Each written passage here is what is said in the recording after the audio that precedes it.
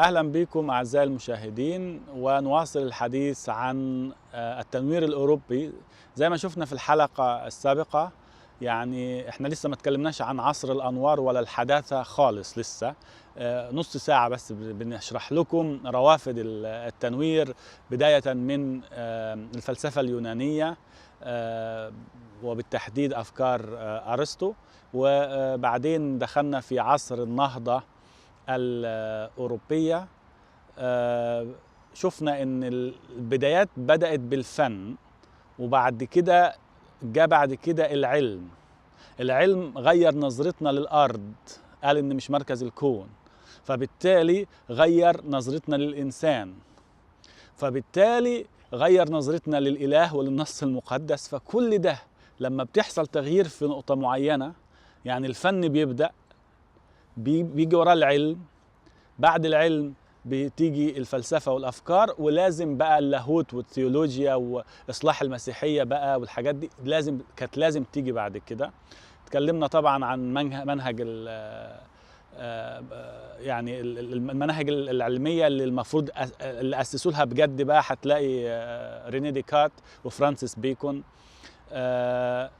المنهجية اللي هي بداية الإبستمولوجيا بقى، إن أنا مش ما اعرفش ان انا ادرس اي نص او اي شيء الارض الا لما اقول ولا كاني اعرف اي حاجه. والاستاذ احمد قدم لنا فكره بقى ايه النحله، لما فرانسيس بيكون قال احنا عايزين نكون نحل. قال احنا عايزين نكون نحل، مش عايزين مش نكون نمل. مش عايزين نمل، ان احنا نجمع من غير ما تحليل، نجمع من غير ما نحط. ده لاخواتنا المسلمين والسلفيين. هم بيجمع من غير ما يحلل ومن غير ما ينتج منه شيء، بس يحافظ على الموجود اوريدي القديم. ومش عايزين نكون عنكبوت اللي هو بيعمل حاجات من دماغه بس ويعمل تخيلات للعالم وتصورات، لكن مش اخدها من الواقع، مش واخدها من الواقع ومن التجربه. فاحنا لا، لازم نكون زي النحل، اننا بناخد من العالم ونستقرئ ونستشف ونعمل تجربة ونخرج بقى، ننتج حاجة ونقدم تجربة جديدة، وهي التجربة فعلا اللي طيب اللقطة الفاصلة بقى. اللقطة الفاصلة، السسبنس يعني اللحظة الفارقة اللحظة الفارقة بين عصر الأنوار وعصر العقل، العصور اللي قبليه بقى كلها، يعني تفكيرات سبينوزا، أفكار دافنشي، فنون مايكل أنجلو، إصلاح الديني عند اسمه إيه، عند مارتن لوثر وكيلفن وغيرهم، أو اللي قبليهم اللي كنا قلنا عليه ده اهو، والتشيك اللي مات. كل هذا كان في كفة، واللي حصل بعد عصر الأنوار كفة أخرى، اللي هي بداية مخاطبة الجماهير، بداية زي ما بيقول في الكتاب كعبارة عبقرية بتاعت بول هازار في أزمة الوعي الأوروبي، لما بيقول إن العصر بدأ بالتفكير زي بوسيه، اللي هو كان بيقول ناخد لو رجعنا إلى الكتاب المقدس ربنا هيفتحها علينا وهنبقى كويسين، إلى آخر عصر الأنوار اللي هو آخر 1700 وشوية أو 1800 على آخر القرن ال18. بيبقى الناس بتفكر، كتير من الناس بتفكر زي مين؟ زي فولتير صاحب الايه العقلاني. احنا محتاجين في الثقافه العربيه ألف فولتير بالمناسبه. فولتير وظيفته يمكن هو ما كانش يعني عميق فلسفيا زي ديكارت وزي سبينوزا وزي غيرهم، لكنه كان مبشر بالعلم وناشر للافكار، وكان شعبوي وكان ساخر وساخر، وكان له كتاباته الادبيه كمان. له كتاباته الادبيه وقصه المسرحيه بتاعته الجميله محمد لطيف، ومسرحيه محمد اللي هو يعني انتقد فيها الاسلام.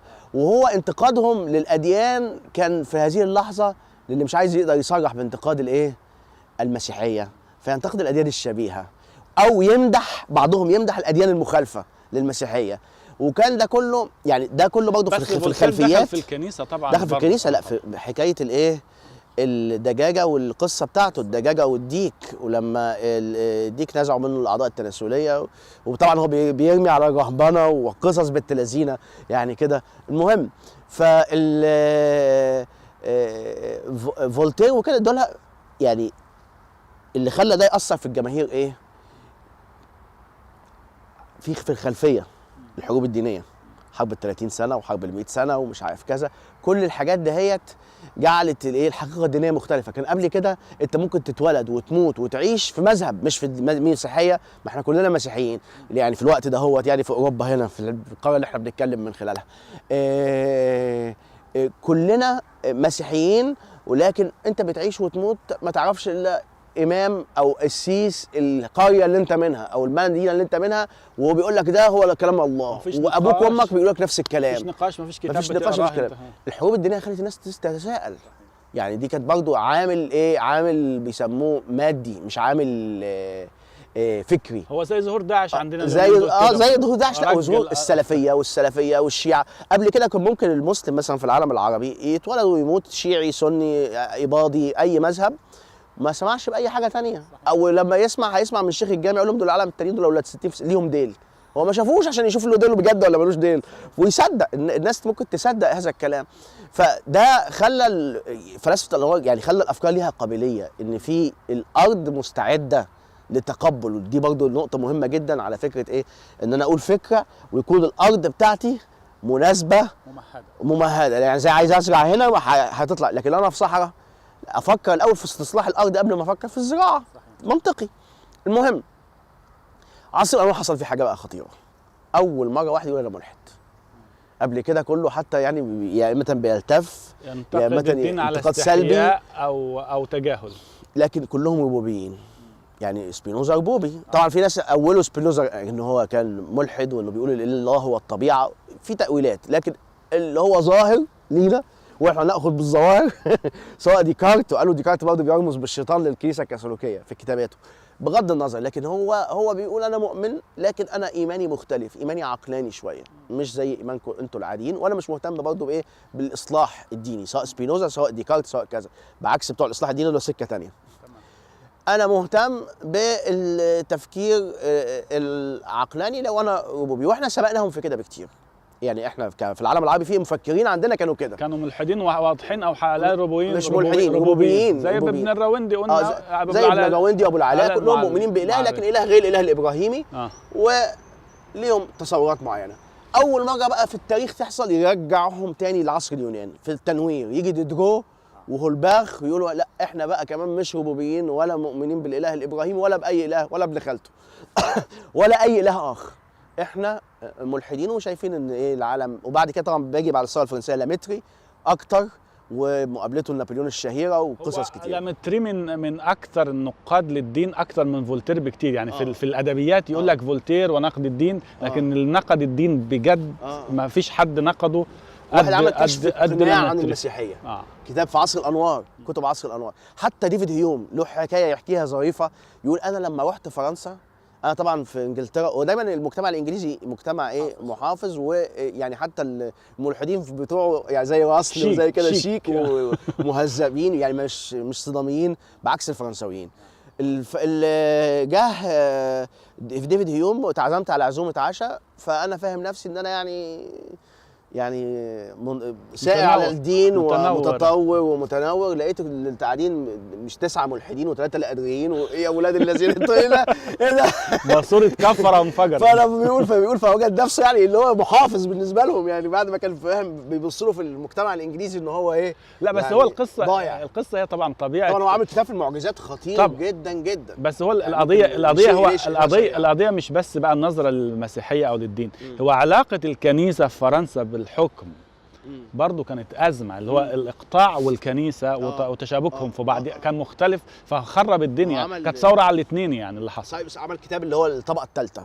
كتاب الطبقة الثالثة بيتكلم على الناس الغلابة اللي زينا، الشعب.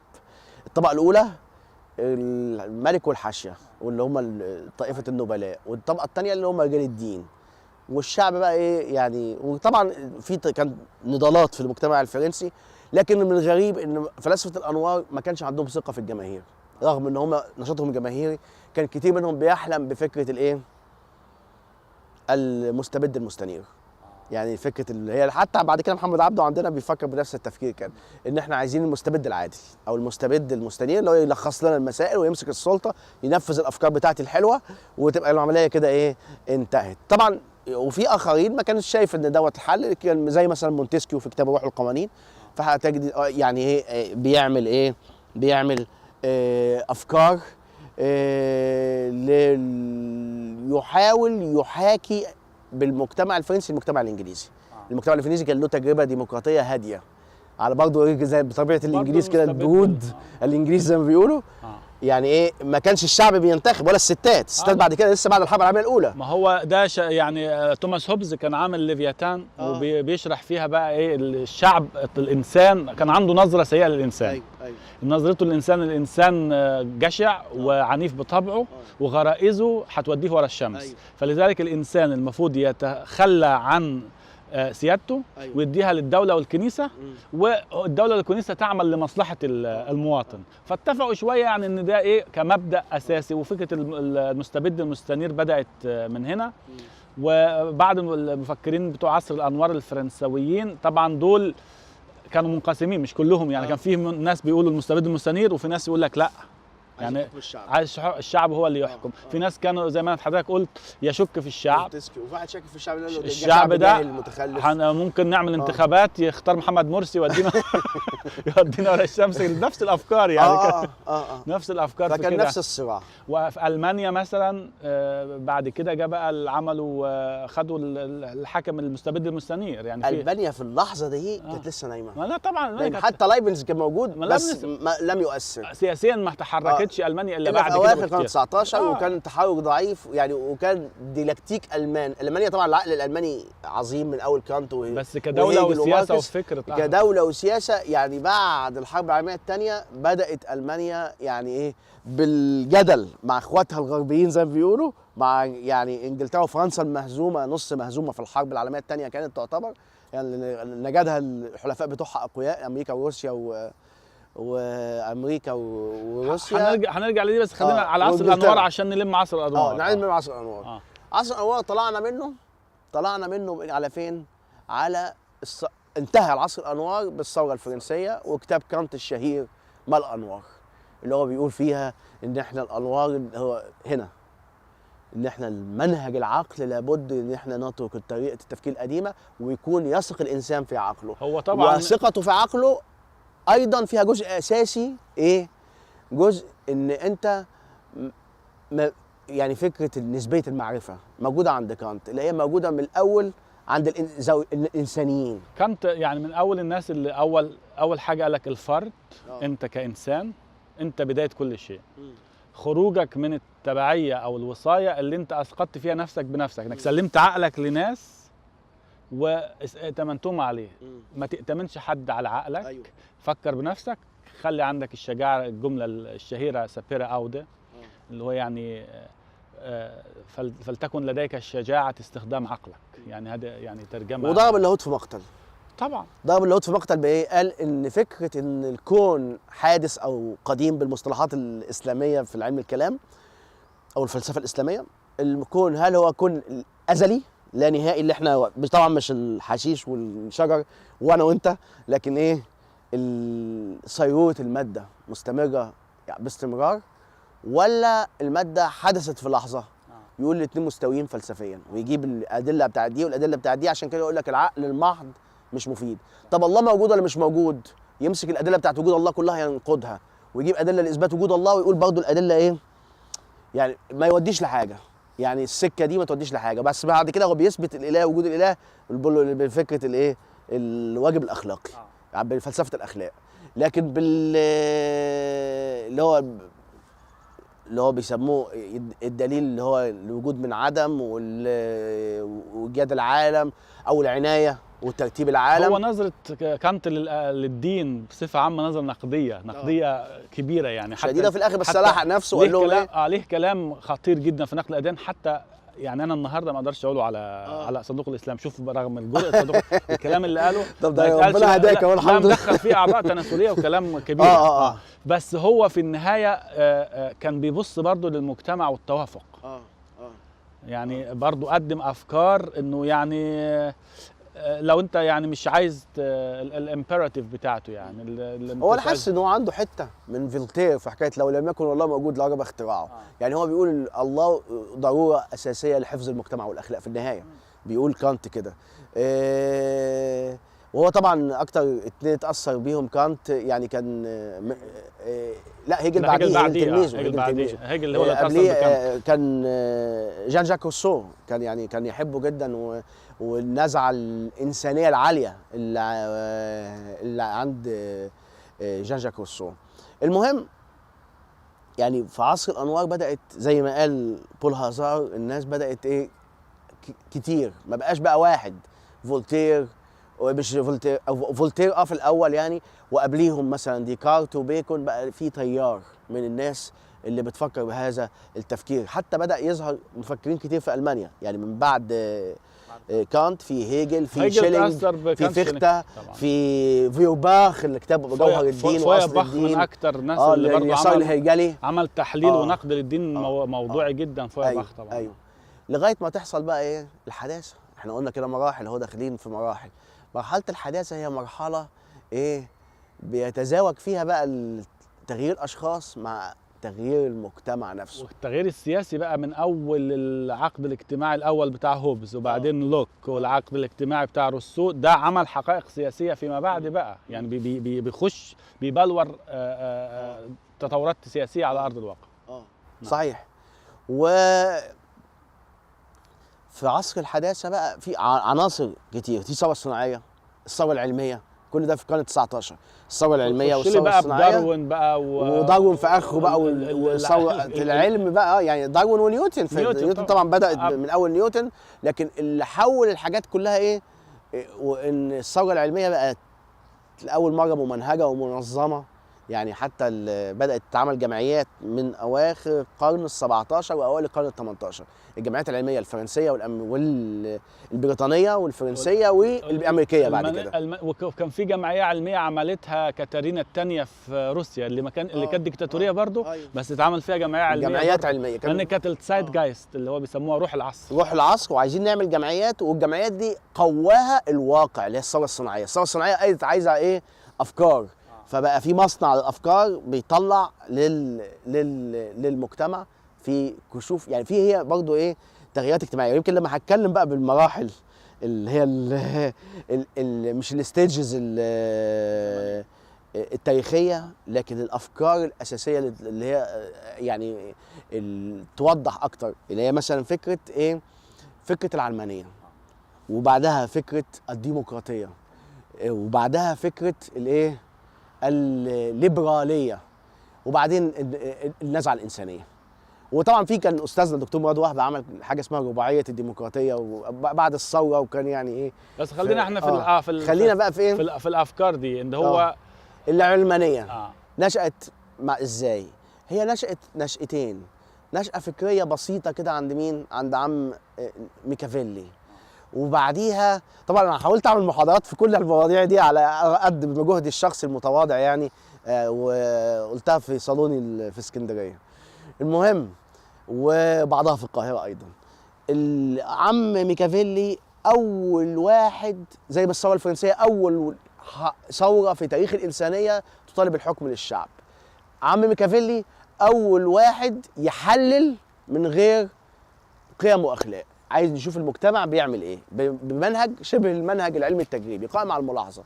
وميكافيلي بيقول هذا الكلام، بيلاقي هذا الكلام صدى عند مين؟ عند الامراء اللي بينهم صراع وبين الكنيسه. يعني وده حاجه واقعيه مش فكريه، يعني خلت الايه ان الناس عايزه تتخلص من حكم الكنيسه. تمام. يعني هقول بسرعه عشان المطر بدا يشد علينا. الاول الايه العلمانيه، بعديها جت فكره الديمقراطيه، طبعا هي بنت الانجليز طبعا، يعني دون تعصب للمجتمع ده، من ساعه الماجنا كارتا، يعني من ايام الماجنا كارتا زمان في وسط العصور الوسطى الى الايه الصراع بقى مع كرومويل وكده. طبعا هي ثوره الانجليز قبلها، بس كانت ثوره مش نموذج. الثوره النموذج هي الثوره الفرنسيه. طبعا. وبعد كده فكره ايه الديمقراطيه، معناها ايه؟ معناها ان الاغلبيه، لو احنا الاغلبيه يا عم حامد ولينا افكار معينه ومذهب معين وكذا، هنفرض اقوالنا على كل الاقليات وبالجزمه يا كلاب، بالبلدي كده، فاهمني ازاي؟ لكن الليبراليه جت معناها ايه؟ لا مش معنى ان انت معاك الاغلبيه في المجتمع انك تبطش بالايه بالضعفاء والاقليات، سواء كانت اقليات دينيه او عرقيه او اي ما يكون. لا، نؤمن بحريه المجتمع كله ونؤمن بان صحيح انت اللي معاك الاغلبيه تحكم، لكن انا لو انا امثل الاقليه انا ليا حقي في ممارسه لازم ادافع عن نفسي أفكاري. ضد بطشة كاغلبيه. يعني وطبعا كان في فتره يعني الديمقراطيه ثم التسامح ثم الليبراليه ثم بقى ايه النزعه الانسانيه الحلوه اللي موجوده عند مثلا في الانجليز جورج برناند شو، وبعد كده اللي عند برتراند راسل، النزعه الانسانيه اللي بتحمل كل هذه الافكار. يعني عشان كده يعني في بعض الناس عندنا لخبطه في المصطلحات، يعني هو كل ليبرالي لابد يكون علماني، ما فيش ليبرالي مش علماني، يعني الا لو واحد اخذ نزعه ليبراليه بنزعه دينيه.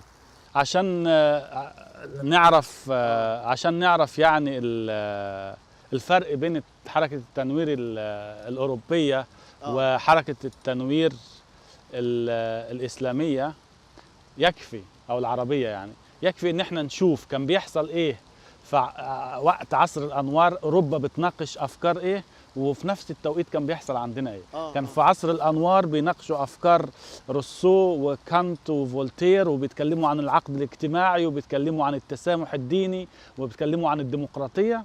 واحنا كان محمد بن عبد الوهاب هي دي الحركه الاصلاحيه اللي ظهرت عندنا بس في نفس التوقيت. طلع بقى وعايز يروح بقى يعمل لك ايه، يقتل الشيعة، يقتل المتصوفين، يهدم بس هقول لك محمد عبد الوهاب زي مين؟ زي مارتن لوثر. لا نوعا ما يعني هو افكار مارتن لوثر لو هم كانوا اخذوا الحكم واخذوا السلطه بس حصل توازن مع مجتمع ناس اخرين. انا هقول لك الفرق بين محمد عبد الوهاب ومارتن لوثر. مارتن لوثر كان بيقول مثل الاعلى المسيح والانجيل، ما قالش المسيح قتل ودبح وقتل وعمل. ومحمد عبد الوهاب كان مثله الاعلى سيدنا محمد عليه الصلاه والسلام، والذبح والزواج والبطش بالاعداء. هو طبعا في فرق بين الاسلام والمسيحيه، ان الاسلام المثل الاعلى. ما عندناش احنا تجربه اولى، المسيحيين ما عندهمش تجربه اولى. المسيح اصلا اتقبض عليه يعني سواء بقى في العقيده الاسلاميه اترفع او اتصلب. لا انا بكلمك مش لكن الظروف التاريخيه احنا اتكلمنا فيها. ما دي ميزه ايه؟ الظروف التاريخيه احنا اتكلمنا فيها. ميزه عند المسيحيين ان ما عندهمش سابقه تاريخيه. ما عندهمش سابقه تاريخيه. احنا عندنا سابقه تاريخيه، ما عندهمش دوله عملوها والمسيح عايش. ودوله عملوها الرسول عمل دوله، يعني مش هو عمل دوله. ما عملوش طبعا دوله. في ناس بيقولوا ما عملش من الحدثيين الاسلاميين وكده. لا انا بكلمك او يعني الاسلام الحداثي. بقول لك الفرق بين المسيحيه والاسلام. المسيحيه كان فيها المسيح ظهر يعني 30 شهر على الساحه، قال كلام واختفى. محمد 23 سنه بقى رئيس دوله، بقى مش عارف طبعا ايه فاصبح ايه الثقل التاريخي في التجربه. هل كيف نستطيع التجاوز؟ وهذا سؤال. في سؤال اللي هو يعني ممكن يكون نتجاوز زي اللي الناس اللي ايه بتاعه القطيعه باشكالها المختلفه، الناعمه والخشنه وكده. طب معلش بقى عشان المطر شدد كده، فاحنا نضطر لقطع التجربه التنويريه. بس اقول كلمه واحده بس بيها. القطيعه او محاوله الاصلاح، واللي هيحكم على كده المستقبل. واحنا محتاجين التيارين يعني يكونوا موجودين. وممكن انا اكون متحيز لتيار بالمناسبه يعني، بس انا ايه، وانت اكيد متحيز لتيار، لكن انا بقول ان التيارين لابد يكونوا موجودين. تيار اصلاح الدين ممكن انا ما يعجبنيش او يعجبني، دي حاجه شخصيه، لكن لابد التيارين يكونوا موجودين لغايه ما تكتمل التجربه العقليه في العالم العربي، ونشوف هيحصل ايه في الاخر. يعني عدنان ابراهيم ماشي، حمد عبد الصمد ماشي، احمد سعد الزايد كله ماشي، كله خير وبركه، كله خير وبركه. وعايزين الاف، يعني عايزين 1000 من عدنان ابراهيم، و1000 من شحرور، و1000 من اركون، و1000 من حامد، وانا يا عم 100 بس كفايه عليكم. اشكركم اعزائي المشاهدين. طب المطر بطل اهوت، ما احنا زي الفل. احنا كنا هننهي عشان المطر مضايقنا. يعني احنا معانا بتاع 3-4 دقايق كمان يعني. طب نتكلم عادي، نكمل بقى. طيب عايزين نلخص التجربه بسرعه والمخرج يعني منها. التجربه هي طبعا التجارب الانسانيه ما فيش كوبي وبيست طبعا. واللي هيجي يقرا في التجربه الغربيه نفسها اللي احنا قاعدين فيها دي اهي، المانيا غير فرنسا غير انجلترا، وبرضه احنا ممكن تكون مصر غير المغرب غير العراق، بس في المعطيات والتفاصيل، بس الطريقه لكن ما هي الطريقه واحده. هي الطريقه واحده في ايه؟ واحده، يا اما تتجه بص، هو تيار اصلاح الدين وعمل دين اكثر ملائمه للقيم الانسانيه. احنا كنا امبارح في محاضره دوكنز انا وانت، وبنقول ايه؟ دوكنز قال ان يعني فكره الاخلاق اللي هي العصريه بتصبغ الاخلاق الدينيه، حتى مهما كانت الاخلاق الدينيه دي بتعمل كومباتيبيليتي، دايما بتعمل توافقيه مع قيم الايه؟ العصر. فيعني ما كان مقبولا يعني في زمان مش هيكون مقبول دلوقتي. ف احنا معنا دقيقه خلاص عشان بقى نجيب دقيقه اهي. الطيارين يكونوا موجودين، وفي ناس كتير من هذه التيارات. التفاعل ده في المجتمع هيخلي كل مجتمع له خلطه مختلفه، لكن هي اساس الخلطه نعمل دين اكتر عقلانيه من ناحيه، ونعمل ناس متحرره تبحث بعقل حر وتنادي بقيم حره للمجتمع، وفي ذات الوقت نؤمن بالفصل بين المقدس وبين المجتمع، ودي اهم نقطه.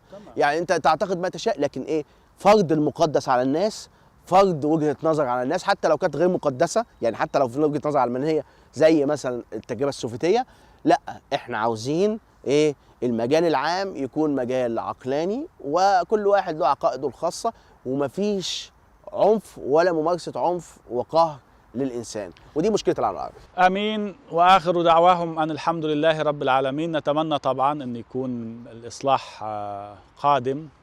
اكيد لا التنوير ولا العلمانيه معناهم ان نقضي على الدين وعلى الروحانيات، بالعكس اي شيء ممكن يفيد ويعطي روافد روحانيه للمجتمع واخلاقيه شيء كويس جدا. بس يا ريت نشوف بقى ناس مصلحين من داخل الدين نفسه، ومصلحين ان يسيبوا طريق الدين وتفسير النصوص ويفضلوش يطوفوا حول كعبه النصوص، وينطلقوا بقى لمصلحه الانسان. التنوير تعليم وعلم وثقافه ونظريه دوله ومبادئ تعايش إنساني، تعددية، احترام أقليات، احترام مرأة، حقوق إنسان. اللي مش هيعمل كده مش هيحصل على التنوير. نراكم في حلقة قادمة، ونشكر ضيفنا العزيز الأستاذ أحمد سعد زايد. تحياتي.